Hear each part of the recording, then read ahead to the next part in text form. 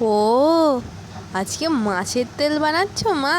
হ্যাঁ রে, তোর জন্য মাছের তেল নিয়ে এসেছি বাজার থেকে। টাটকা তেল পেয়েছি, কাতলা মাছের নিয়ে আসলাম। তো আজকেই বানিয়ে ফেলবো। বন্ধুরা, নতুন একটা ভিডিও নিয়ে চলে এসেছি। আজকের ভিডিও হচ্ছে মাছের তেল। মাছের তেলের জন্য প্রথম আমি উপকরণ নিয়ে নিয়েছি। একটা আলু ছোটো ছোটো করে ডুমো ডুমো করে কেটে নিয়েছি।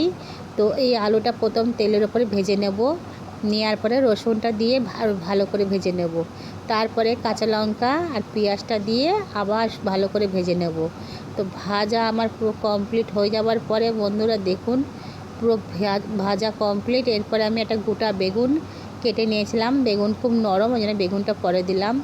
তো বেগুনটা আবার একটু খানিকটা ভেজে নেব। নিয়ে দিয়ে দিলাম মাছের তেলটা।